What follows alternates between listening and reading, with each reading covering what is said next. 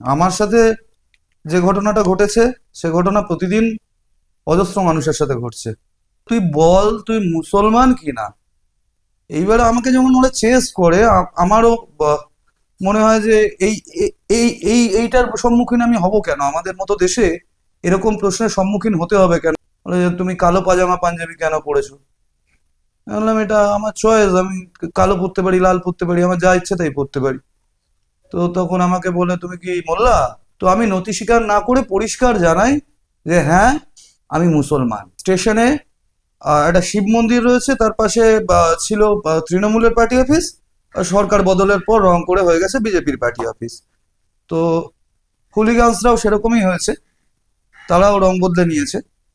আসলে এই আক্রমণটা মত প্রকাশের উপর, এটা নাটকও নয়, নাটকের জামা কাপড়ও নয়, কোনো কিছুই নয়। যেভাবেই তুমি মত প্রকাশ করবে শাসকের বিরুদ্ধে, শাসক তোমাকে দেখে নেবে। ভারভারার কসাই একটা সংলাপ রয়েছে যে আহ আমার মনে প্রশ্ন জাগছিল যে এটাই কি আমার দেশ। বুকে হাত রেখে এদেশের কোনো মানুষ বলতে পারবে না যে সে ভয় পেয়ে নেই। আমি তো সত্যি সত্যি ভয় পেয়েছিলাম। এবার আমি যে ভয় পেয়েছিলাম এটা লুকোনোর কিছু নেই। জার্মানির বিখ্যাত নাট্যকার বেটর ব্রেক্ট, তার কথা হচ্ছে সাহসী সে নয় যে ভয় পায় না, সাহসী সেই যে ভয়কে জয় করতে পারে।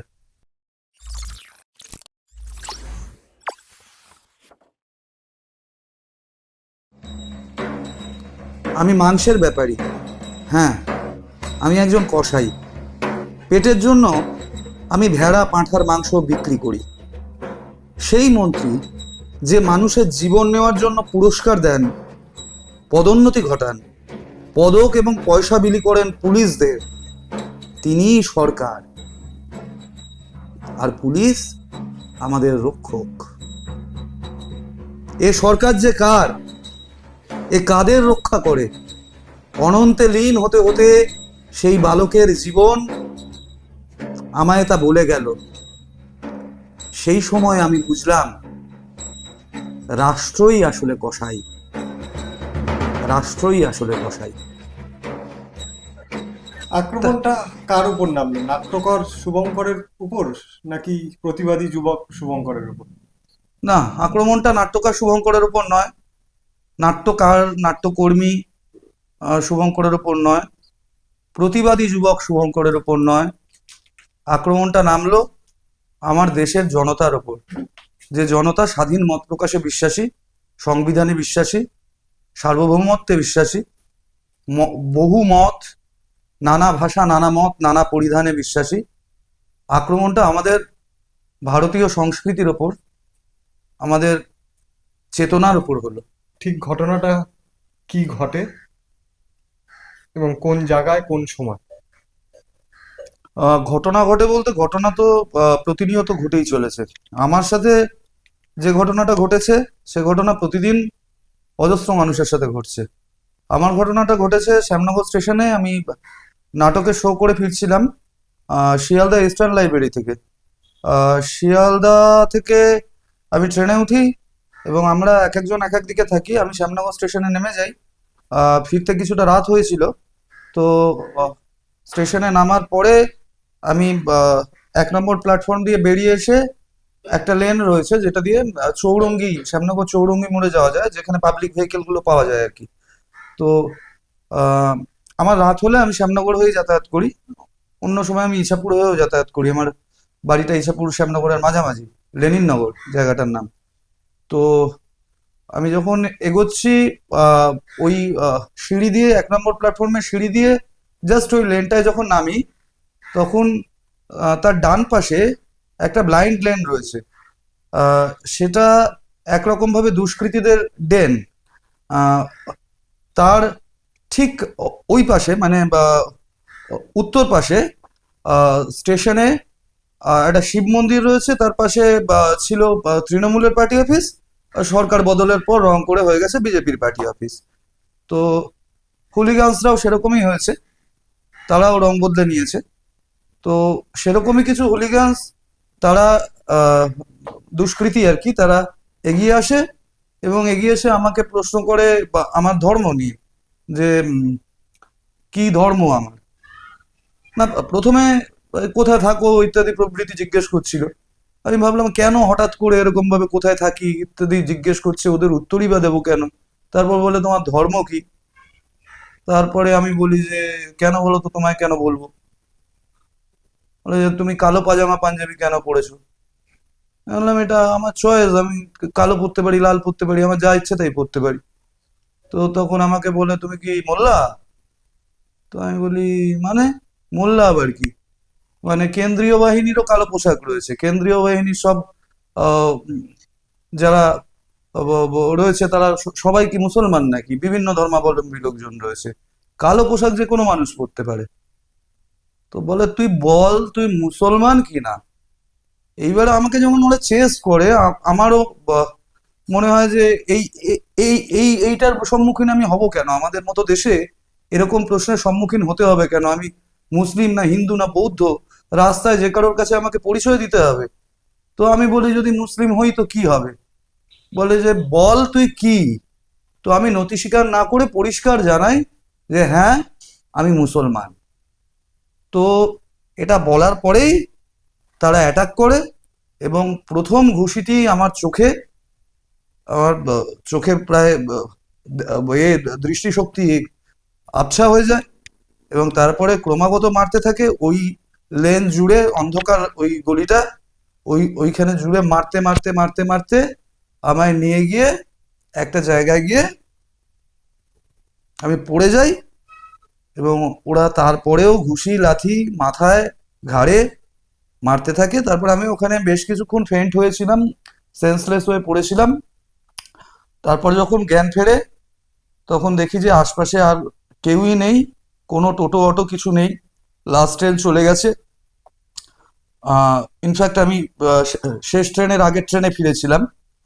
তো আমি ওখান থেকে উঠে কোনোভাবে বাড়ি অবধি পৌঁছই এবং একটা অদ্ভুত ট্রমার মধ্যে, সেটা ফিজিক্যাল এবং মেন্টাল, যে আমাদের কসাইয়ে ভারভারার কসাইয়ে একটা সংলাপ রয়েছে যে আহ, আমার মনে প্রশ্ন জাগছিল যে এটাই কি আমার দেশ, যে দেশে একজন মানুষ তার যদি পরিচিতি হয়, ধর্মীয় পরিচিতি হয় মুসলমান, তাকে মব লিঞ্চিং করা যেতে পারে।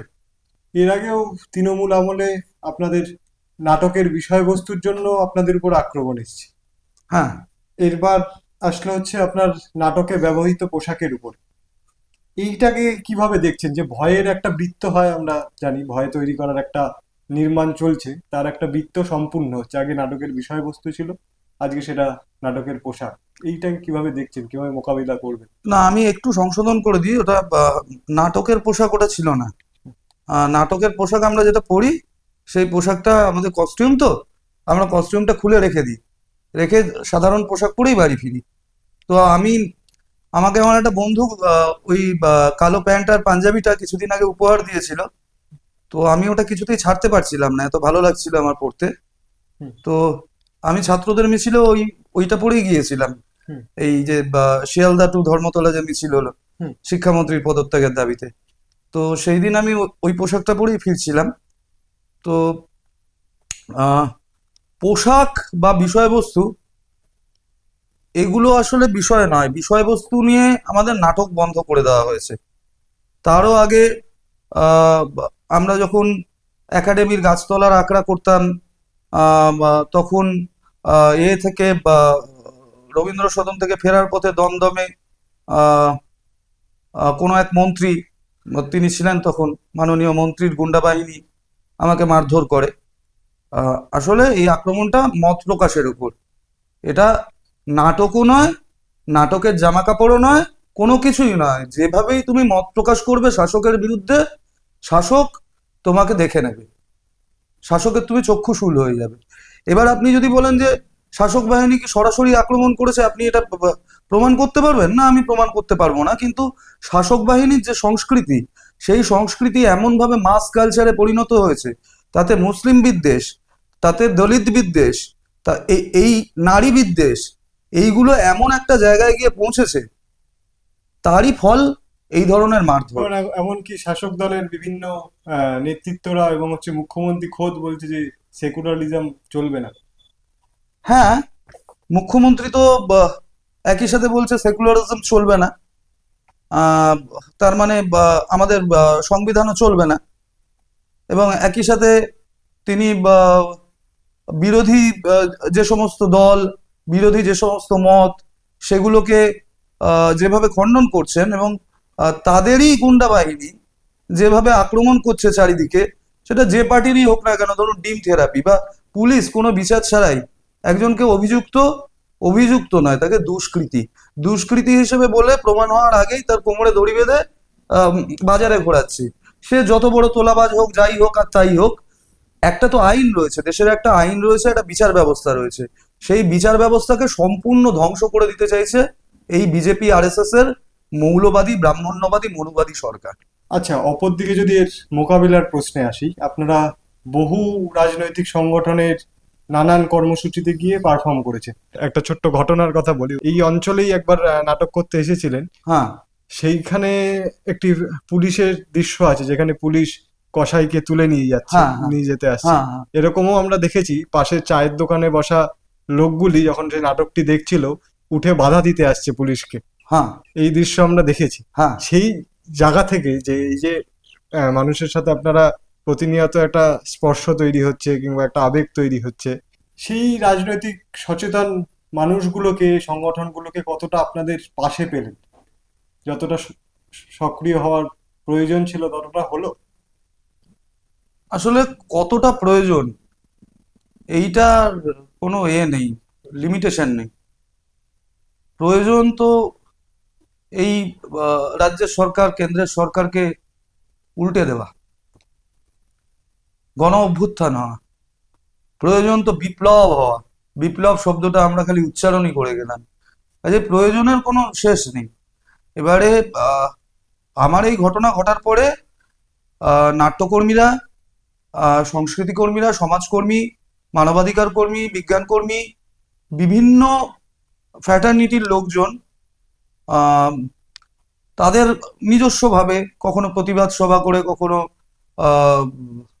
সোশ্যাল মিডিয়ায়, তারা প্রত্যেকেই এটার বিরোধিতা করেছেন, গর্জে উঠেছেন। এমনকি বিজেপি নামক সাম্প্রদায়িক দলটির সমর্থক এমন লোকজনও রয়েছে, তারাও এরকম কথা লিখেছে কেউ কেউ, যে এটা আমাদের পার্টির ইমেজকে কালিমা লিপ্ত করলো। আসলে এটাই আপনাদের পার্টির ইমেজ, এটা বুঝে নিন। এই কালিমালিপ্ত ইমেজটাই আপনাদের পার্টির ইমেজ।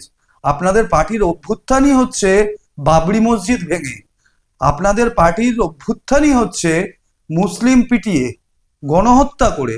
আপনারা জেনোসাইড করার জন্যই রয়েছেন, আপনারাই প্রকৃত দেশদ্রোহী। আপনারা এদিকে ওদিকে দেশদ্রোহী ঠাউরাচ্ছেন, আসলে তো দেশদ্রোহী আপনারা। তো আমার মনে হয় যে সেক্টর এটা নিয়ে মুখ খুলতে পারে, মুখ খুলতে গেলেও তো মিনিমাম একটা সাহস লাগে। আমার নিজেরই এই ঘটনার পর মুখ খুলতে সময় লেগেছে, আমি নিজেই ট্রমার মধ্যে ছিলাম। আমি একজন নাট্যকর্মী, আমি রাস্তাঘাটে নাটক করে বেড়াই, রাজনৈতিক বিষয় নিয়ে নাটক করি, তারপরেও আমি মুখ খুলতে গিয়ে কুণ্ঠাবোধ করছি। এমন একটা ভয়ের বাতাবরণ তৈরি করে রেখে দিয়েছে এই রাজ্যের কেন্দ্রের সরকার। মানুষের উপরে যেখানে আক্রমণ হবে সেখানেই আমাদের রুখে দাঁড়াতে হবে, কেননা একের লাঠি দশের বোঝা। ফলত যদি আমরা একজোট থাকি তাহলে আমাদের মানে এই ধরনের বারবার মার খেয়ে আমাকে ইন্টারভিউ দিতে হবে না, এই মার খেয়ে বিখ্যাত হতে হবে না। এবং আপনার পরিবারেরও বিভিন্ন লোকজনেরকে হুমকি? হ্যাঁ, পরিবারের লোক বলতে আমার সম্মুখীন হতে হচ্ছে। আমার এমনিতে বাড়িতে আমি একা থাকি, আমার বাবা মা কেউ নেই, আমি অবিবাহিত। আর আমার কাকার মেয়ে, সে ফেসবুকে একটা পোস্ট করে যে আপনারা যারা ছাত্রছাত্রীদের গালাগাল দিচ্ছেন, ছাত্রছাত্রীরা গালাগাল দিচ্ছে বলে অভিযোগ করছেন, এই যে প্রশাসন, পুলিশ, সরকার সেই ছাত্রছাত্রীদের উপর চূড়ান্ত নিগ্রহ নামিয়ে আনছে। জল কামান থেকে শুরু করে, ছড়রা থেকে শুরু করে, কাঁদানে সেল থেকে শুরু করে, লাঠিচার্জ, পুলিশ আহ, ছাত্রীদের নিগ্রহ করছে, আহ, মানে বুলেট ছুড়ে, রাবার বুলেট ছুড়ে অন্ধ করে দেওয়া হচ্ছে। এই এই যে সব হচ্ছে, এগুলোকে যদি আপনারা সমর্থন করেন, তাহলে আপনারা আজ থেকে যতদিন বেঁচে থাকবেন ততদিন গালাগাল খাওয়ার জন্য প্রস্তুত থাকুন।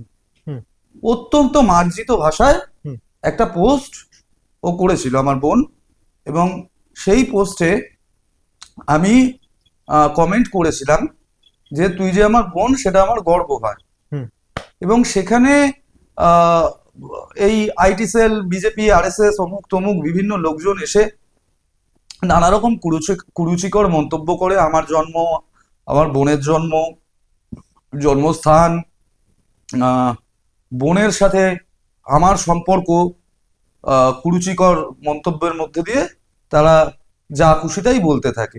এটা আপনারা এমনি সোশ্যাল মিডিয়া ফলো করলে দেখবেন, এটা একটা ট্রেন্ড। মানে এই এই গুন্ডা, এরাও একরকম গুন্ডা।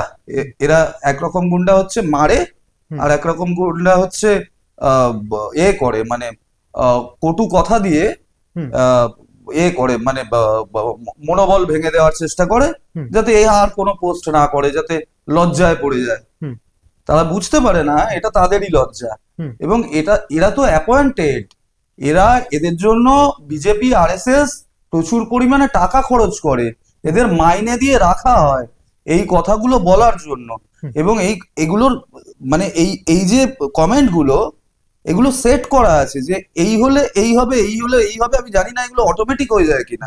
মানে অটোমেটিক, ভার্চুয়াল মব লিঞ্চিং টাইপের। হ্যাঁ, ভার্চুয়াল মব লিঞ্চিং, একদমই তাই। হুম বিজেপি, আরএসএস এর সরকার এটা ঠিক করে দিচ্ছে যে তুমি কি বলবে, তুমি কি খাবে, তুমি কি পড়বে, হুম এগুলো একদম তাদের সিলেবাস অনুযায়ী হুম তারা করে দিতে চাইছে। এটা কোনোভাবে এরা ভাঙতে দেবে না। হুম আর যে ভাঙবে তাকে ভেঙে দেওয়ার জন্য যা যা আয়োজন করার তারা করবে। তাদের কাছে সবকিছু আছে, হুম তাদের কাছে গুন্ডা আছে, তাদের কাছে পুলিশ আছে, তাদের কাছে উম, প্রশাসন আছে, হুম সমস্ত কিছু।